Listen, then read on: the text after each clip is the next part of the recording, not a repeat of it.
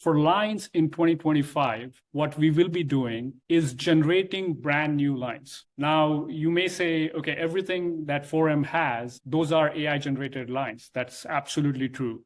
But what we are doing here is we are generating something that never existed anywhere out in the field, right? There was no record of this line in any permit, in any GeoPDF, in any blueprint whatsoever.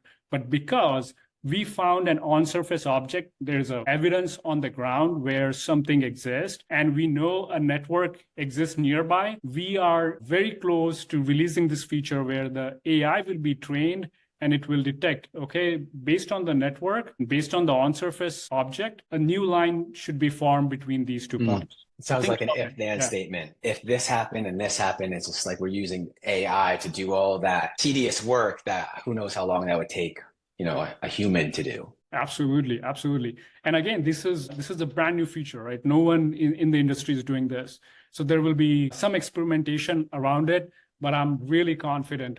When I say experimentation, we still have to figure out, do we go through like a validation process? When we generate these lines, we present those to our users and tell them, hey, does this make sense? How would you like to edit it? So on and so forth. That feature will naturally evolve. But I'm really excited that we have this capability to launch this in 2025. Okay, the next one is objects. As I showed you before, in 2024, we already have ability to detect objects. In 2025, we will expand our object detection to more types of objects. For an example, we'll start detecting control boxes, meters, pedestals, tanks, valves, ventilation poles, a lot of other things, right? And also in our current on-surface object detection, for an example, poles, we will start segmenting the poles, meaning communication poles versus transmission poles, so on and so forth. So that's our vision. And this is very complementary to the feature I was talking before. More segmentation you have for on-surface objects, then better logic you could have for your line generation. Now let's move to our utility intelligence layer. The first two features I talked about, they're really about enriching our core data. With utility intelligence, we are creating a dashboard where we are analyzing the data that we have against other geo layers that are either present or derived by us. One example is right-of-way. So imagine for the project that you have drawn, we give you analysis of how many miles of utilities were within the right-of-way and outside the right-of-way. The reason for making that distinction, if it is, let's say, a lane expansion project, you have a lot of your utilities outside the right-of-way, you may go through a very long easement process because you don't have control over the utilities, how they're placed, and you are expanding your roadway, right? So that's one. Another one is how the utilities are traversing through different types of parcel.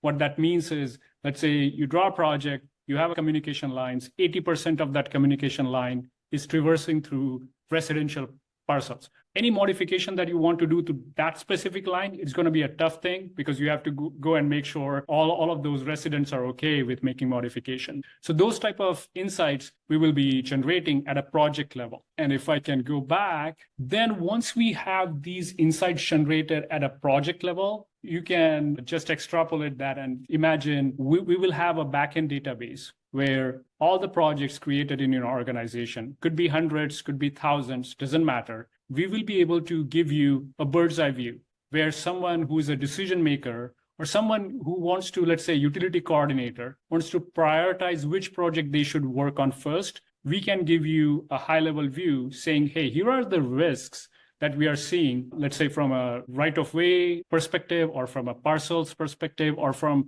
intersections perspective. Here is how we think the prioritization should be. And this gives a really good starting point for them to go down and investigate the projects further. So let me quickly show a work in progress demo. So this is New York State. We could further look at the projects in 4M only in the New York district and look at, okay, what are the electric lens or gas lens or intersection, so on and so forth. You can even further enrich this dashboard by adding more insights. For the demo purpose, I didn't make it too complicated, but you get the point. You get this organizational level overview into what's happening within the entire portfolio of your projects. Quick question from the audience here. Is this data downloadable? Does this all stay within 4M or can you download this information? So for both project insights and portfolio insights. Project insights, to begin with, we will have like an export feature.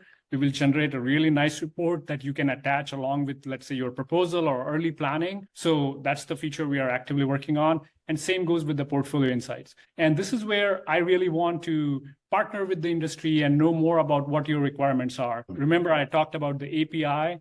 That could be one way where we could have a live API connection where the portfolio insights could be mixed with your internal data analytics tool. And you could have even more meaningful dashboards. But absolutely, we intend to export that in one fashion or other so you have access to the data. Let me showcase another exciting feature on top of this project insights and portfolio insights, our Gen AI part. This is really early experiment, but Chris, we have complete distinction compared to, let's say, ChatGPT or any other copilot that exists out there, because we have access to this proprietary data. We have our foundation layer, plus we are doing all these insights on top of it.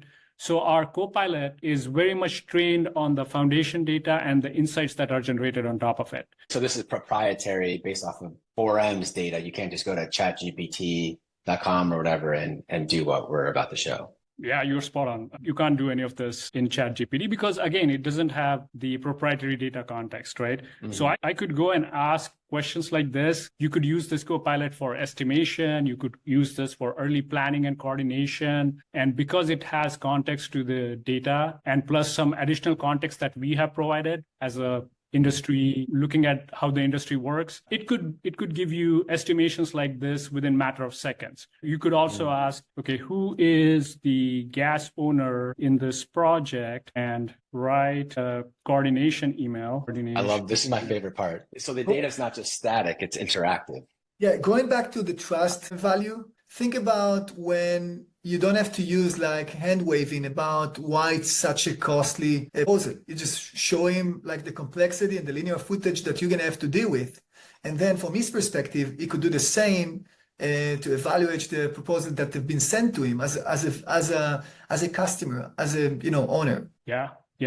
So here is the response for that. And because we have built this technology on top of LLM, it does understand a lot of context. It can generate replies like this, where craft me an email, generate a proposal draft, and number of things, right?